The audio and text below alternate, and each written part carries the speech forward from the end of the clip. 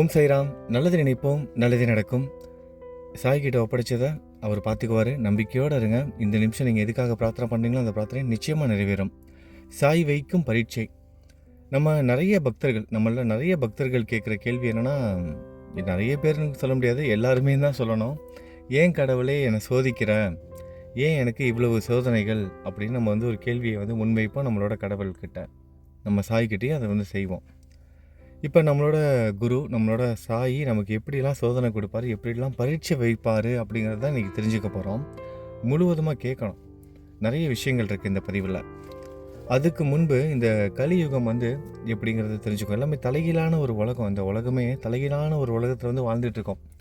சரியெல்லாம் தவறாக தெரியும், தவறெல்லாம் சரியாக இருக்கும். தவறெல்லாம் சரி இந்த உலகத்தில், தவறெல்லாம் சரி, சரியெல்லாம் தவறு. முன்பு எல்லாம் ஒரு பொண்ணுக்கு மாப்பிள்ளை பார்க்குறாங்க அப்படின்னா, அந்த பெண் வீட்டார் அந்த மாப்பிள்ளை அந்த குடும்பத்தில் போய் என்ன கேட்பாங்கன்னா, அந்த பையனோட குடும்பத்தில், பையனுக்கு எந்த கெட்ட பழக்கமும் இல்லைல்ல, குடி பழக்கம்லாம் இல்லைல்ல, எதுவும் ட்ரிங்க்ஸ் சாப்பிட்ற பழக்கம் இல்லைல்ல, அப்புறம் அந்த புகைப்பிடிக்கிற பழக்கம்லாம் கிடையாதுல்ல, ஸ்மோக்கிங் ஹேபிட்லாம் இல்லைல்ல, இந்த மாதிரிலாம் கேள்விகள்லாம் கேட்பாங்க. ஆனால் இப்போ எல்லாம் கேட்குற முதல் கேள்வி, பையனுக்கு எவ்வளோ சம்பளம், பையனோட சம்பளம் எவ்வளவு, எந்த இடத்துல வேலை செய்கிறாரு, எந்த கம்பெனியில் வேலை செய்கிறாரு, உத்தியோகம் நிரந்தரமானதா, சம்பளம் எவ்வளவு, இதுதான். ஒருத்தன் நிறைய சம்பளம் வாங்கிட்டா, அதாவது நல்ல சேலரி வாங்குறாங்கன்னா அவன் சாதிச்சவன் அப்படிங்கிற ஒரு உலகம் இது. அதுக்கப்புறம் தான் மற்றது எல்லாம். ஸ்மோக்கிங் அதெல்லாம் இந்த உலகத்தை நிறைய பேர் பண்ணிக்கிட்டு இருக்காங்க. அது ஒன்றும் பெரிய விஷயம் கிடையாது. ட்ரிங்க்ஸ் எப்பயாவது ஃப்ரெண்ட்ஸுங்களோட போகும்போது சாப்பிடுவாங்க. அதெல்லாம் இப்போ சோசியலிசம் ஆயிடுச்சு. எல்லார் வீட்லேயும் நடக்கிறது அப்படிங்கிற மாதிரி ரொம்ப நார்மலைஸ் பண்ண ஆரம்பிச்சிட்டாங்க. இப்போ இந்த மாதிரியான ஒரு உலகம் எல்லாமே தலைகீழாக மாறிக்கிட்டு இருக்கு. முன்னெல்லாம் பையன் நல்ல பையனானு விசாரிப்பாங்க. இப்போல்லாம் அடுத்தது தான். அதுக்கப்புறம் முதல்ல என்ன சம்பளம் அப்படிங்கிற மாதிரி ஆயிடுச்சு. நம்மளும் அதுக்கு பழகிக்கிட்டோம். வேறு வழி இல்லை. நம்மளும் அப்படி தான் இப்போ வாழ்ந்துக்கிட்டு இருக்கோம். இப்படிப்பட்ட ஒரு உலகத்தில் நம்ம ஆன்மீக பாதையில் போகிறது மட்டும்தான் நம்மளோட குடும்பத்தையும் நம்மளையும் காப்பாற்றும். சாயை நம்பணும். இந்த ஆன்மீக வாழ்க்கையில் இருந்துக்கிட்டே நம்ம இந்த குடும்ப வாழ்க்கையை கவனித்தா மட்டும்தான் கடவுள் நம்மளோட சுமைகளை சுமப்பார். ஆன்மீக சுமைகளை நம்ம சுமக்கலை அப்படின்னா நம்ம இந்த பௌதிக வாழ்க்கை கொடுக்குற சுமையை நம்மளால் சுமக்க முடியாது.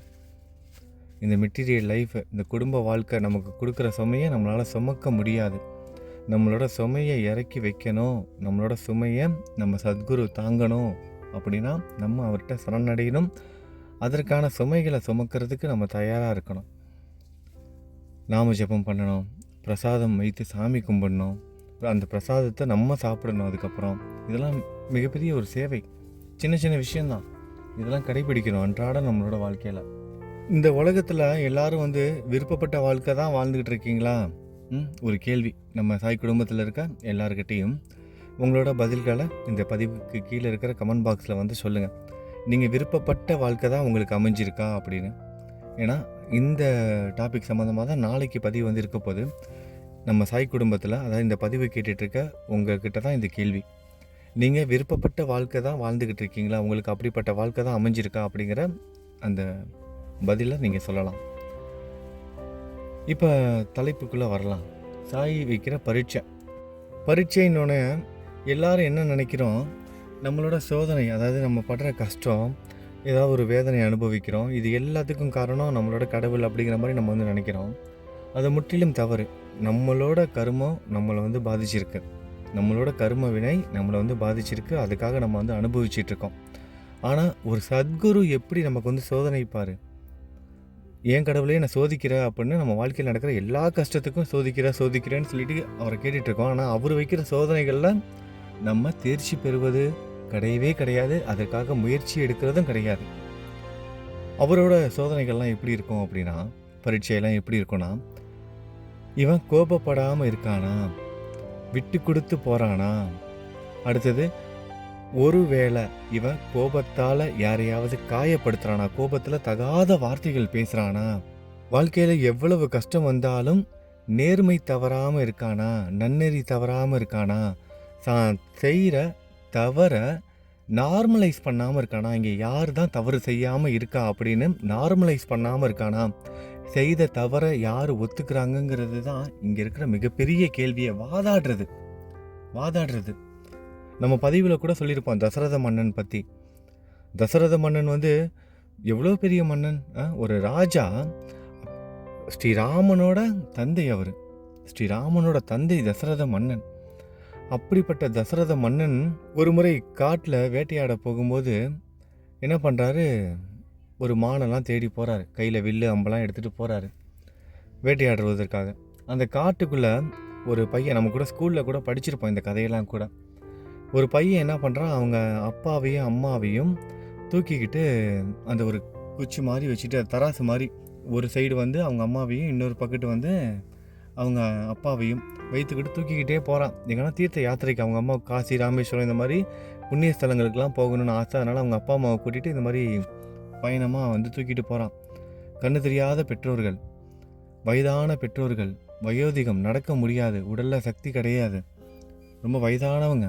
இன்றைக்கெலாம் குழந்தைங்க வயதானவங்கள கொண்டு போய் ஆசிரமத்தில் போய் சேர்த்துட்றாங்க. கையில் பணம் காசு இருந்தால் கூட எங்களால் வீட்டில் வச்சு பார்த்துக்க முடியல அப்படின்னு அவங்க என்ன பண்ணுறாங்க, ஆசிரமத்தில் போய் சேர்த்துட்றாங்க. இன்னொரு சில பேர் எங்கேயாவது போய் விட்டுட்டு கூட வந்துடுறாங்க. எல்லாம் நடந்துக்கிட்டு இருக்கு. நம்ம நடக்கலன்னு நினச்சிட்டு இருக்கோம். எல்லாமே நடந்துகிட்ருக்கு இந்த கலியுகத்தில். தவறெல்லாம் சரியாயிடுச்சு, சரியெல்லாம் தவறாயிடுச்சு இந்த கலியுகத்தில். ஆனால் அந்த பையன் தன்னோட அப்பா அம்மாவை, கண்ணு தெரியாத அப்பா அம்மாவை தூக்கிட்டு தீர்த்த யாத்திரைக்கு போகிறான். அப்படி போகும்போது அவங்க அப்பா அம்மாவுக்கு தண்ணி தாகம் எடுக்குது. கையில் வச்சுருக்க அந்த தண்ணி பிடிக்கிற அந்த பாத்திரம் வந்து காலியாக இருக்குது. அதை போய் தண்ணி பிடிக்கிறதுக்காக அவங்க அம்மா வச்சுட்டு அந்த ஒரு மரத்தடிக்கு கீழே அவங்க அப்பாவும் அம்மாவையும் ஓய்வெடுக்க வைத்துட்டு ஆற்றங்கரையில் போயிட்டு அந்த பாத்திரத்தில் போயிட்டு தண்ணி பிடிக்கிறான். தண்ணி பிடிக்கவும் குபு குபுன்னு சவுண்டு, அந்த தண்ணீர் அந்த பாத்திரத்தில் விழுகிற சவுண்டு. அதை கேட்ட அந்த ராஜா என்ன பண்ணுறாரு, அங்கே ஒரு மான் தான் வந்து தண்ணி குடிச்சிக்கிட்டு இருக்கு அப்படின்னு நினச்சிக்கிட்டு அந்த தசரத ராஜா வில்லை எடுத்து எய்துறாரு, அம்பை எய்துறாரு. சரியாக அந்த அம்பு போயிட்டு அந்த பையனோட மார்பை குத்தி கிழிக்குது. அந்த பையனும் வந்து மரணித்து போகிறான். ஓடி போய் பார்க்குறாரு, மானை போய் எடுக்கலான்னு பார்த்தா அங்கே ஒரு பையன் இறந்து போய் கிடக்கிறான். ஆற்றங்கரையில் அந்த பையன் இறந்து கிடக்கிறான். மரத்தடியில் அவங்க அப்பாவும் அம்மாவும் அந்த பையனுக்காக காத்துக்கிட்டு இருக்காங்க. அவங்க அப்பா அம்மாவுக்கும் தெரியாது தன்னோட பையன் வந்து இந்த மாதிரி வில் வந்து குத்தி செத்துட்டான் அப்படிங்கிறது.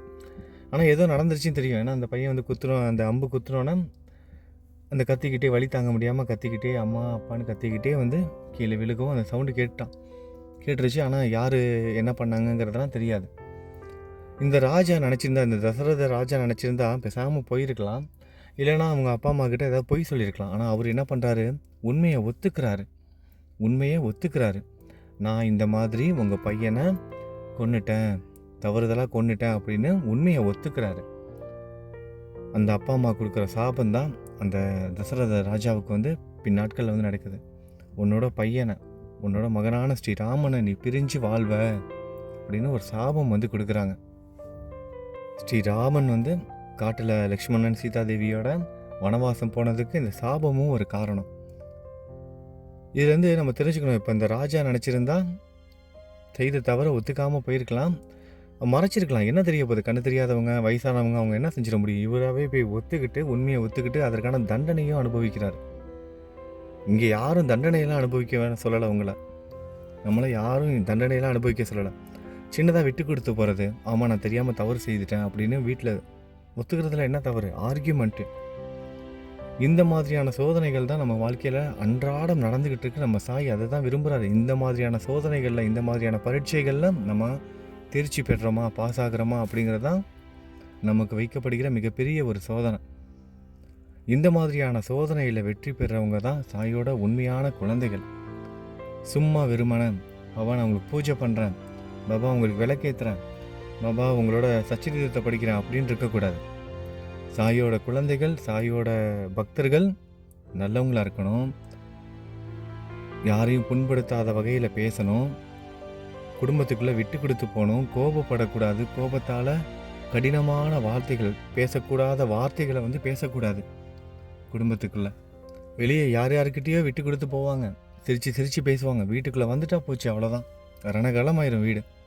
எதுக்கு இவ்வளோ கோபம், யாருக்காக வாழ்கிறோம், எதுக்காக இந்த போராட்டம், அந்த குடும்பத்துக்காக தானே. விட்டு கொடுத்து போகிறதுல என்ன தப்பு. சாய் அப்படிப்பட்ட குடும்பத்தை தான் விரும்புவார், அப்படிப்பட்ட குடும்பத்தில் தான் அவர் இருப்பார். இவ்வளவு நேரம் இந்த பதிவை பொறுமையாக கேட்ட சாய் பக்தர்கள்ட்ட இன்னும் ஒரு கேள்வி. சாய் வைக்கிற பரீட்சையில் தேர்ச்சி பெறுவதற்கு முயற்சியாவது செய்வீங்களா? அதை சொல்லுங்கள். நான் படித்து பார்த்து தெரிஞ்சுக்கிறேன். நானும் முயற்சி செய்கிறேன். சரிங்களா? நல்லது நினைப்போம், நல்லது நடக்கும். ஓம் சாய்ராம்.